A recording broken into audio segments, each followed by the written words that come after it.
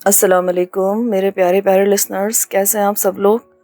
مجھے امید ہے سب لوگ ٹھیک ٹھاک ہوں گے، خیر خیریت سے ہوں گے۔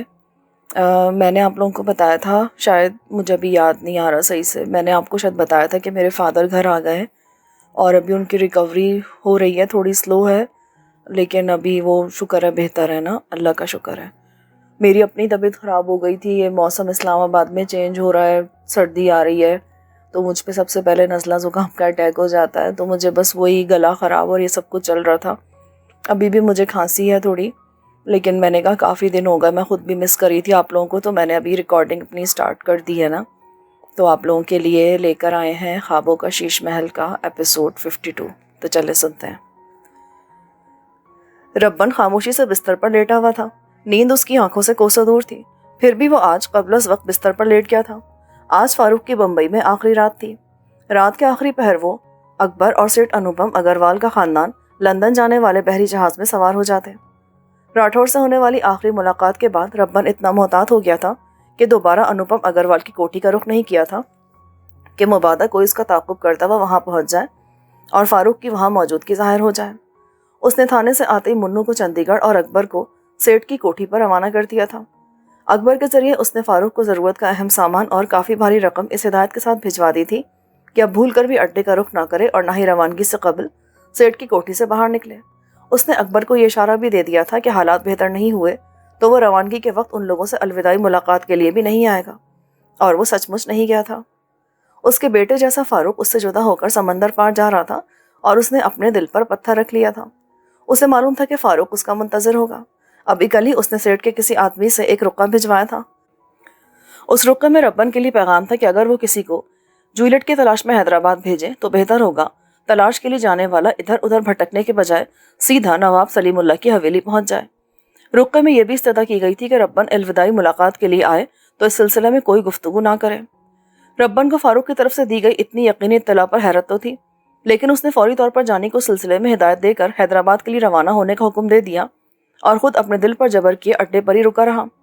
گولو کو بھی اس نے کسی نہ کسی طرح بہلا لیا تھا، باقی کسی میں تو اس سے سوال کرنے کی ہمت ہی نہ تھی۔ سب جانتے تھے کہ وہ جو اور جتنا چاہے اپنی مرضی سے ہی بتاتا ہے، اور اس بار تو وہ بہت زیادہ خاموش تھا۔ اڈے سے باہر بھی بہت کم نکل رہا تھا۔ اسے راٹھور کی طرف سے کسی رد عمل کا انتظار تھا اور حیرت انگیز طور پر اس کی طرف سے بالکل خاموشی تھی۔ اس نے اپنے اختیارات کا فائدہ اٹھا کر کسی قسم کی قانونی کارروائی تک کرنے کی کوشش نہیں کی تھی، اور ربن خاموشی کے پیچھے طوفان کی آہٹیں محسوس کر رہا تھا۔ اسے اپنے گرد نادیدہ سائے ناشتے محسوس ہوتے تھے۔ سو وہ اپنے دل پر جبر کیے پڑا تھا کہ کہیں الوداعی ملاقات کو جانے کی صورت میں کوئی سایہ اس کے ساتھ لگ کر فاروق تک نہ پہنچ جائے۔ احتیاط کی اس راہ نے اس کے دل کو سخت مضطرب کر رکھا تھا اور وہ بستر پر چت لیٹا خود پر جبر کر رہا تھا۔ رات بہت آہستہ آہستہ اپنا سفر طے کر رہی تھی، پھر بھی اپنے آخری پہر تک پہنچی گئی اور پہلی بار ربن کے ضبط کی تنابیں اس کے ہاتھ سے چھوٹ گئی۔ وہ اچانک ہی بستر سے اٹھا اور پیروں میں چپلیں ڈالی۔ پتہ نہیں کیوں اس کے دل میں خیال جاگا تھا کہ آج فاروق کو نہ دیکھا تو پھر کبھی اس کی صورت دیکھنے کو نہیں ملے گی۔ دل میں جاگنے والا یہ خیال اتنا پختہ تھا کہ اس کی ہستی کی دیوار ڈھا گیا اور وہ خود پر ضبط کھو کر باہر کی طرف بھاگا۔ دادا؟ اس وقت اسے باہر جاتے دیکھ کر کسی نے سوال کرنے کی کوشش کی، لیکن وہ ہاتھ کے اشارے سے سوال کرنے والے کو خاموش کروا کر باہر نکل گیا۔ سواری کے لیے اس نے خود ٹیکسی سٹینڈ پر جا کر ایک ٹیکسی کے اونگتے ہوئے ڈرائیور کو جگایا اور اسے بندرگاہ تک چلنے کا حکم دیا۔ اس کا ارادہ تھا کہ بس دور سے ہی فاروق کو ایک نظر دیکھ کر واپس لوٹ آئے گا۔ وہ اب بھی نادیدہ سایوں کو اپنے ساتھ چلتا محسوس کر رہا تھا، لیکن دل میں جاگنے والی خواہش اتنی شدید تھی کہ باقی ہر اندیشہ پس منظر میں چلا گیا۔ ٹیکسی ڈرائیور نے اس کی خواہش پر بہت تیزی سے فاصلہ طے کیا۔ ڈرائیور کو کرایہ دے کر وہ آگے بڑھ گیا۔ اپنا چہرہ اس نے ایک بڑے سے رومال نما کپڑے سے چھپا لیا تھا اور وہاں موجود چہل پہل اور روشنیوں سے ہٹ کر اپنے لیے ایک قدرے تاریک گوشہ ڈھونڈ لیا تھا۔ اس گوشے میں چپ چاپ کھڑا وہ وہاں موجود چہروں میں فاروق کا چہرہ کھوجنے کی کوشش کر رہا تھا۔ آخرکار اس کا یہ انتظار ختم ہوا اور اس نے سیٹھ انوپم اگروال کے خاندان کے افراد کے ساتھ فاروق اور اکبر کو آتے دیکھا۔ فاروق کی آنکھوں میں اضطراب اور بے چینی کی کیفیت تھی اور وہ بار بار یوں ارد گرد دیکھ رہا تھا جیسے کسی کا متلاشی ہو۔ ربن کے دل نے گواہی دی کہ وہ اسے ہی تلاش کر رہا ہے۔ اس کا جی چاہا کہ وہ آگے بڑھ کر فاروق کو گلے لگا لے، لیکن بر وقت اس نے خود کو لگام ڈال دی اور وہیں اپنی جگہ دب کر رہا۔ فاروق کی متلاشی نگاہیں بھٹکتی ہوئی ایک پل کے لیے اس گوشے پر بھی ٹھہری جہاں ربن موجود تھا۔ اس کی نگاہوں کو ٹھہرتے دیکھ کر ربن کا دل زور سے دھڑکا، لیکن اسی لمحے شکنتلا نے کچھ بولتے ہوئے فاروق کا ہاتھ پکڑ کر اسے آگے کی طرف کھینچا تو اس کی نگاہیں اس گوشے سے ہٹ گئی اور وہ اوروں کے ساتھ آگے بڑھتا چلا گیا۔ ربن اپنی جگہ دبکا اس وقت تک اس کی جانب دیکھتا رہا جب تک اس کی معمولی سی جھلک بھی دکھائی دیتی رہی۔ پھر وہ ہجوم میں کھو گیا تو ربن نے بھی اپنی جگہ سے نکل کر واپسی کی راہ لی۔ واپسی کے سفر میں اسے کوئی جلدی نہیں تھی، اس لیے وہ پیدل ہی وہاں سے نکل کھڑا ہوا۔ رات کی تاریکی نے چھٹنا شروع کر دیا تھا اور سمندر کی ٹھنڈی ہوا کو جسم پر محسوس کرنا اسے اچھا لگ رہا تھا۔ اس کا ارادہ تھا کہ کچھ دور چلنے کے بعد سواری لے لے گا۔ سواری نہ بھی ملتی تو کوئی مسئلہ نہیں تھا، اس کی ٹانگوں میں اتنا دم تھا کہ وہ گھنٹوں پیدل چل سکتا تھا۔ لیکن اس کی نوبت ہی نہ آئی اور کافی آگے جانے کے بعد اسے ایک تانگا مل گیا۔ وہ تانگے میں سوار ہو کر آنکھیں موند کر بیٹھ گیا۔ بند آنکھوں کے پیچھے یکدم ہی اس کی مرحومہ ماں اور بہن کی شبیہیں جاگ اٹھی۔ ایک پیارا جدا ہوا تھا تو باقی پیارے بھی خود بخود ہی یاد آنا شروع ہو گئے تھے، اور وہ یادوں کے اس ریلے میں وہاں جا رہا تھا کہ یکدم تانگا رک گیا۔ کیا ہوا؟ ربن کی حساسیت فوراً ہی جاگ اٹھی۔ آگے جانے کا راستہ نہیں ہے۔ تانگے والے نے خوفزدہ لہجے میں اسے مطلع کیا تو اس نے سر گھما کر ارد گرد دیکھا۔ تانگے کے آگے ایک گاڑی کھڑی تھی اور اطراف میں بھی 2 ٹیکسیاں نظر آ رہی تھیں۔ ربن نے ایک ٹیکسی ڈرائیور کو شناخت کر لیا، یہ وہی تھا جو اسے اڈے سے بندرگاہ تک لے گیا تھا۔ مخبر۔ اس کے ذہن میں فوراً ایک لفظ گونجا اور وہ راہ روکنے والوں کو اپنی اپنی گاڑیوں سے اترتے ہوئے دیکھنے لگا۔ نادیدہ سائے جو اس کے ارد گرد ناچتے رہے تھے اس لمحے مجسم ہو کر اس کے سامنے آ گئے تھے۔ فاروق نے اپنی مرضی سے لندن جانے کا فیصلہ کیا تھا۔ وہاں جا کر وہ دلدار آغا کو اس کے انجام تک پہنچانا چاہتا تھا، لیکن بحری جہاز میں قدم رکھتے اس کے دل کی کیفیت عجیب ہو گئی اور وہ یوں بے چین ہونے لگا جیسے کوئی اس کے دل کو مٹھی میں جکڑ کر بھینچ رہا ہو۔ اپنی یہ کیفیت خود اس کے لیے بھی ناقابل فہم تھی۔ وہ تو ہر حال میں آغا کو اس کے انجام تک پہنچا کر جولیٹ کا بدلہ لینا چاہتا تھا، لیکن کچھ تھا جو اس کے قدموں میں زنجیر ڈال رہا تھا۔ کوئی آواز تھی جو اسے پکار کر پلٹ جانے پر اصرار کر رہی تھی۔ اپنی اس کیفیت پر حیران و پریشان وہ سب کے درمیان ایسے چل رہا تھا جیسے اسے زبردستی اپنے قدموں پر گھسیٹنا پڑ رہا ہو، اور دم تھا کہ سینے میں گھٹتا جاتا تھا۔ اس کیفیت سے تو وہ تب بھی نہیں گزرا تھا جب اس نے اپنے خون کے رشتوں کو ہمیشہ کے لیے خیر بات کہہ کر حویلی سے باہر قدم نکالے تھے۔ اپنی اندرونی گھٹن سے گھبرا کر اس نے اکبر کے شانوں پر ہاتھ رکھ کر اسے اپنی طرف متوجہ کیا اور بولا، تم ان لوگوں کے ساتھ کیبن میں چلے جاؤ، میں ذرا عرصے پر جا رہا ہوں۔ خیریت تو فاروق بھائی؟ طبیعت تو ٹھیک ہے نا آپ کی؟ اکبر نے اس کے سوتے ہوئے چہرے کو دیکھا اور چونک کر پوچھنے لگا۔ اڈے پر اتنے عرصے کے قیام کے باعث اسے فاروق کے ساتھ ہونے والے حادثے کا علم تھا، اور وہ جانتا تھا کہ صحتیاب ہونے کے باوجود فاروق کو ابھی توجہ کی ضرورت ہے۔ سر کی نازک چوٹ کا معاملہ ایسا تھا کہ ڈاکٹرز نے معمولی سی طبیعت کی خرابی کو بھی نظر انداز نہ کرنے کی ہدایت دے رکھی تھی۔ طبیعت ٹھیک ہے، بس ذرا کھلی ہوا میں سانس لینے کو جی چاہ رہا ہے۔ میں بھی چلوں آپ کے ساتھ؟ نہیں یار، تم سیٹھ صاحب کی فیملی کے ساتھ جاؤ، میں بھی تھوڑی دیر میں آ جاؤں گا۔ وہ دونوں باتیں کرتے ہوئے پیچھے رک گئے۔ شکنتلا اور اس کے والدین نے اس بات کو محسوس کیا تو وہ بھی رک گئے اور مڑ کر ان دونوں کی طرف دیکھنے لگے۔ فاروق نے اکبر کی توجہ ان کی طرف مبذول کرواتے ہوئے ان کے ساتھ جانے کو اسے کہا تو وہ مجبوراً آگے بڑھ گیا۔ خود فاروق نے عرشے کا رخ کیا۔ وہاں اور بھی کئی افراد موجود تھے، لیکن اسے ان لوگوں سے کوئی غرض نہ تھی۔ وہ سب کو نظر انداز کر کے ایک تنہا گوشے کی طرف بڑھ گیا اور ریلنگ سے کوہنیاں ٹکا کر اپنے اطراف کا جائزہ لینے لگا۔ آنکھوں کے سامنے جھاگ اڑاتا سمندر کا پانی تھا اور سر پر بے قرار وسعتوں کا مالک نیلا آسمان۔ آسمان کے پیش منظر میں صبح دم رزق کی تلاش میں نکلنے والے پرندے پرواز کرتے ہوئے نظر آ رہے تھے۔ اسے بمبئی کی اس صبح کو الوداع کہہ کر اپنے سفر پر روانہ ہو جانا تھا، لیکن نہ جانے کیوں اچانک دل جانے سے انکاری ہو گیا تھا۔ دل کی اس کیفیت کو سمجھنے سے قاصر وہ خود پر جبر کیے سفر شروع ہونے کا منتظر تھا۔ ابھی جہاز کی روانگی میں کچھ وقت تھا اور مسافروں کے اپنے سامان سمیت سوار ہونے کا سلسلہ جاری تھا۔ لائٹر یا ماچس ہوگی آپ کے پاس؟ جلدی، میرا لائٹر نہ جانے کہاں رہ گیا ہے اور مجھے اس سمے سگریٹ کی بڑی طلب ہو رہی ہے۔ وہ اپنی ذات کی تنہائی میں گم تھا کہ قریب سے ابھرنے والی آواز پر چونک کر بولنے والے کی طرف متوجہ ہوا۔ وہ 40 سے اوپر کا آدمی تھا جس نے صبح کے وقت بھی پورا سوٹ زیب تن کر رکھا تھا۔ مجھے بھٹناگر کہتے ہیں، میں ڈیلی انڈیا کا ایڈیٹر ہوں۔ آپ سے مل کر خوشی ہوئی بھٹناگر صاحب، آپ کا نیوز پیپر میں بہت پابندی سے پڑھتا ہوں۔ اس نیوز پیپر میں آپ نے بہت سے اچھے سلسلے شروع کر رکھے ہیں، خاص طور پر وہ جو سیاستدانوں کے فیملی انٹرویوز والا سلسلہ تھا، وہ تو مجھے بہت ہی پسند تھا، لیکن پھر آپ نے سلسلے کو بند کر دیا۔ وہ جانتا تھا کہ اخبارات کے مدیران بڑے باخبر اور بارسوخ لوگ ہوتے ہیں، اس لیے اس نے خاص ڈھب پر گفتگو کا آغاز کیا۔ فاروق ویسے کسی سے بات چیت کرنے کا خواہش مند نہیں تھا، لیکن ڈیلی انڈیا کے حوالے نے اسے چونکا دیا تھا۔ وہ جانتا تھا کہ जूलियट उसी अखबार में काम करती थी। उस सिलसिले को तो बहुत से लोगों ने पसंद किया था, लेकिन आजकल हिंदुस्तान के हालात तो आप देख ही रहे हैं कि कितनी अफरा तफरी फैली हुई है। नेताओं के पास इंटरव्यू देने की फुर्सत ही कहाँ है, और फैमिली इंटरव्यू के लिए टाइम देना तो बहुत ही मुश्किल हो गया था। बहुत से नेताओं ने तो अपनी फैमिलीज को हिंदुस्तान से बाहर भेज दिया है कि कहीं वो निशाने पर ना आ जाए। इसलिए हम अपने रीडर्स की पसंदीदगी के बावजूद उस सिलसिले को जारी नहीं रख सके। ये तो आप ठीक कह रहे हैं, हालात की वजह से बहुत कुछ मुतासर हुआ है। मुझे अफसोस है कि हम जैसे रीडर्स एक अच्छे सिलसिले से महरूम हो गए।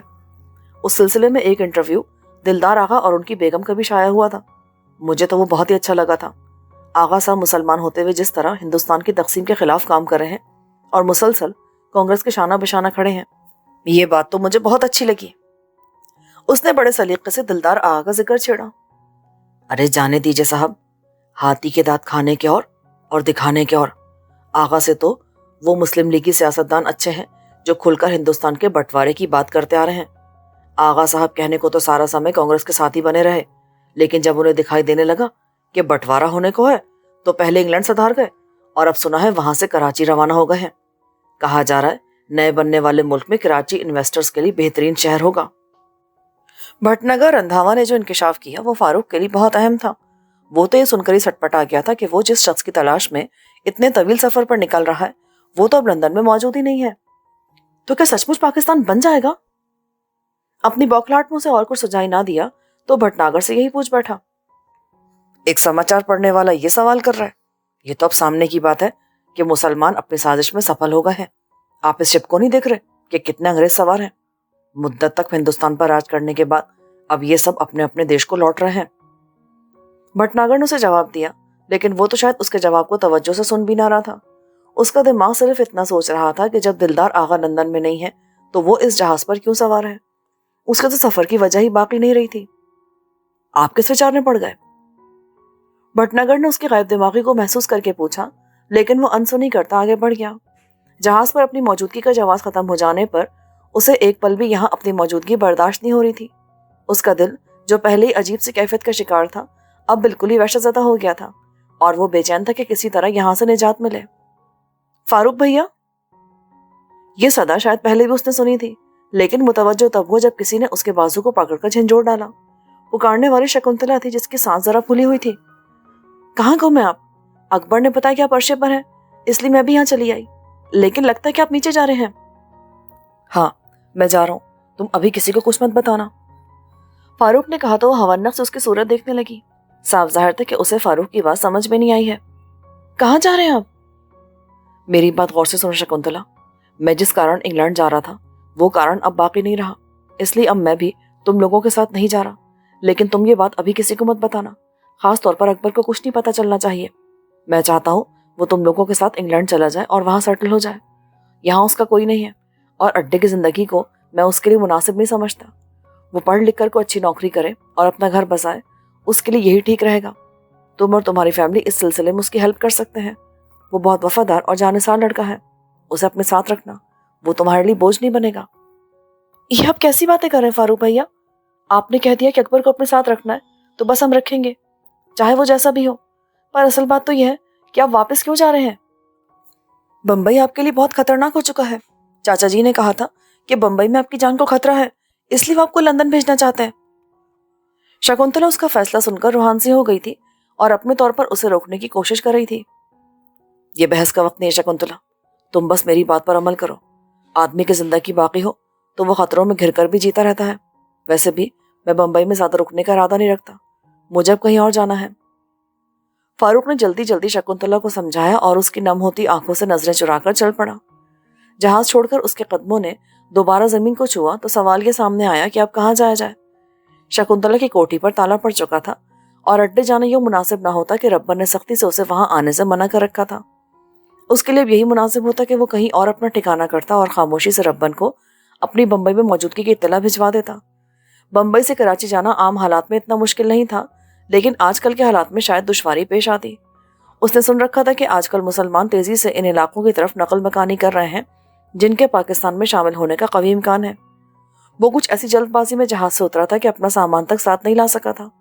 उसकी कुल मता बस उसकी जेब में पड़ा चाकू और चरमी बटवा था जिसमें रब्बन की मेहरबानी से ठीक ठाक रकम मौजूद थी। رقم جیب میں ہو تو آدمی کے بہت سے مسائل آپ ہی آپ حل ہو جاتے ہیں۔ وہ بھی کسی ہوٹل میں کمرہ کرایہ پر لے کر گزارا کر سکتا تھا۔ بس تھوڑا سا پولیس کی طرف سے دھڑکا تھا کہ پولیس والے ہوٹلوں اور خاص مسافر خانوں پر خاص نظر رکھتے ہیں، لیکن اس مسئلے کا حل بھی اس نے نکال لیا۔ بندرگاہ پر گھومتے لوڈرز میں سے ایک کم عمر لوڈر کا انتخاب کر کے اس سے بات کی تو اس چلتے پرزا لڑکے نے فوراً اپنے تعلقات کا استعمال کرتے ہوئے ایک قریبی ہوٹل کے بیرے کی مدد سے اس کے لیے اس طرح کمرے کا انتظام کیا کہ وہ ہوٹل کے پچھلے دروازے سے ایک کمرے میں مقیم ہو گیا اور کاؤنٹر کلرک سے ملاقات تک نہیں کرنی پڑی۔ بیرے نے خود ہی ہوٹل کے رجسٹر میں اس کے فرضی قوائف درج کروا کر ضابطے کی کارروائی مکمل کروا دی۔ ظاہر ہے اس خدمت کے لیے اسے اضافی رقم خرچ کرنی پڑی تھی۔ کمرے میں پہنچ کر اس نے بیرے کی ناشتہ لانے کی پیشکش رد کر دی اور ایک کرسی پر بیٹھ کر سوچ بچار کرنے لگا کہ ربن تک کس ذریعے سے پیغام پہنچایا جائے۔ پہلا نام چاند بانو کے ملازم کا ذہن میں آیا، لیکن فوراً ہی رد بھی ہو گیا۔ چاند بانو کا ٹھکانہ پولیس اور دشمنوں دونوں کی نظر میں تھا، وہ وہاں جاتا تو آسانی سے دھر لیا جاتا۔ وکیل اشوک بچن کے بارے میں بھی سب جانتے تھے کہ وہ ربن کے لیے کام کرتا ہے، اس لیے امکان تھا کہ اس کی بھی نگرانی کی جا رہی ہو۔ یہی حال نانا کے پاڑے کا تھا۔ نانا اور ربن کی دوستی کسی سے ڈھکی چھپی نہیں تھی، اس لیے پولیس کی یقیناً اس پر بھی نظر ہوگی۔ ماضی کے مقابلے میں زیادہ احتیاط کی ضرورت اس لیے تھی کہ معاملہ بھاٹیا سیٹھ کی بیٹی کی ہلاکت کا تھا۔ بھاٹیا جیسے طاقتور آدمی کے لیے پولیس والوں کی کارکردگی اپنے عروج پر ہونے کا پورا امکان تھا۔ ربن نے اسے اپنے ٹھکانوں تک سے دور رکھا تھا تو یہ سب یوں ہی نہیں تھا۔ وہ کوئی غلطی کر کے ربن کی اب تک کی گئی احتیاط کو نقصان نہیں پہنچا سکتا تھا، اس لیے بہت سوچ سمجھ کر ہی کوئی قدم اٹھانا چاہتا تھا۔ اچانک اس کے ذہن میں کیتھرائن کا نام آیا۔ وہ کسی کی نظر میں نہیں تھی اور وہ اس پر پورا اعتماد بھی کر سکتا تھا۔